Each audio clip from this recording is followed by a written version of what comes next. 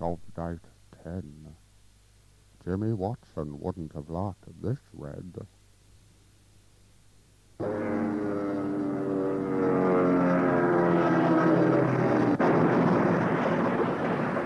Well, we've finally arrived at Jimmy Watson's wine bar, Sid, and you didn't even knock down a parking meter. Yeah, Maury, pity about the veranda of the Holdsworth building, though. Don't worry about that. I've never seen so many people get so overwrought over wrought iron. Well, yeah, come on, let's get across the road and inside Watson's before that bloke from the gelati shop manages to hack his way out of the debris with his machete. Yeah, and there's a funny-looking photographer lying over there. Oh, no, that must be the photographer from El Globule.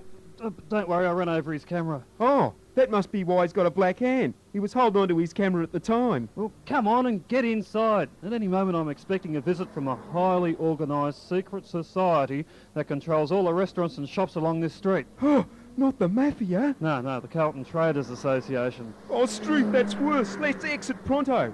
It's okay, fellas. We drive a Valiant too, you know. Don't provoke him. Oh, wunderbar.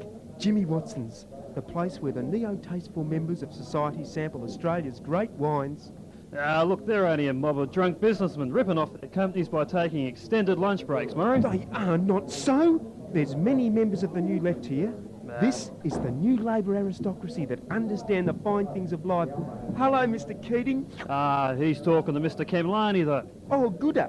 Perhaps we could touch him for a loan. This place looks expensive. I think we could do without his sort of interest, thank you very much. No, Sydney, you're wrong. This place produces many socialist outpourings. It's a good job you're wearing your gumboots. You just stepped in one. Oh, yucky poos. Anyway, Murray, let's get a drink. I'm about as parched as the top of Frank Fring's cranium. Up his hooks. Onward to the noble rot. And what rot it is. Calamista!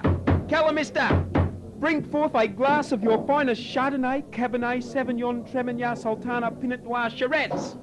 Oh, I am sorry. The slops bucket has just been emptied. Oh, whissy dicks. Well, what about a glass of Farmland 63 Claret? Oh, you do have a long knowledge of wines. Why that year in particular, sir? Because it only cost 1 6 a gallon then. I'm afraid we can only give you Farmland 83. That'll do. Here's your half gallon. Ta, here's your 1 6 plus a tip. Oh, thank you, sir. You don't see many Royal Show children's admission tokens around these days. Think nothing of it, me good man. And what will your discerning business partner have? Cold turps. I beg your pardon. Oh, look, just give us a house claret, will you? Sid, just have a look at the bouquet on this farmland, will you?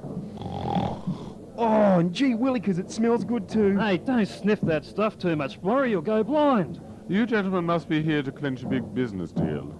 Perhaps you're about to close the lid on a multi-million-dollar contract. Geez, why do you think that?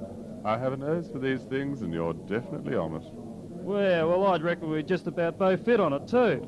Oh, a cheeky little vintage. You're almost as rude as that eccentric dean of surrealist studies I had in here from the university. Bought up our entire stock of French champagne, packed it in his sidecar, and then left me with this. Streef! Bindyborawacks rubles!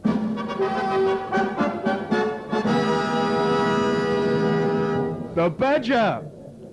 Well, whatever his name is, the police are after him. Most peculiar chap. Went quite pale when he overheard 2 Defence Department regulars discussing Duntroon Military Academy.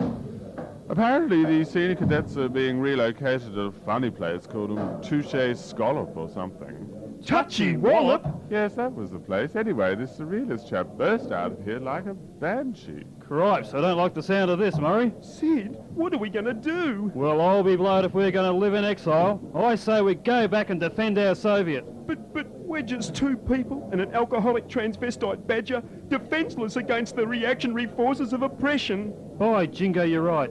What we need is the help of a small group of strong men, trained in the martial arts of some ancient culture. Well, I reckon about 7 men will do. Shivering Shintaro, you mean the 7 samurai? No, stupid. I mean the 7 Irish sumo wrestlers. Come on, let's go down to the Dan O'Connell. There's a sumo wrestling tournament on there tonight.